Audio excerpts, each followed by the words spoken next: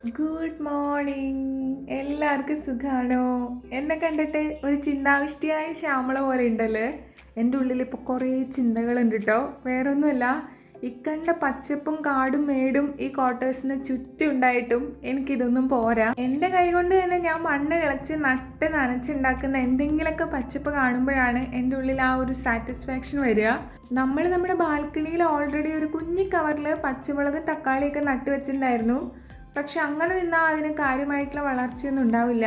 ഇവിടെയാണെങ്കിൽ വേറൊരു ഓപ്ഷൻ ഉണ്ട്. ഇവിടെ ഇങ്ങനെ ക്വാർട്ടറിൻ്റെ താഴെയുള്ള സ്ഥലത്ത് നമുക്ക് വേണമെങ്കിൽ പച്ചക്കറിയൊക്കെ നടാൻ പറ്റൂ കേട്ടോ. കുറേ ആൾക്കാരങ്ങനെ നട്ടിട്ടുണ്ട്. അതുപോലെ നട്ട് വെച്ചേക്കുന്നതാണ് ഈ തക്കാളിയും കാര്യങ്ങളൊക്കെ.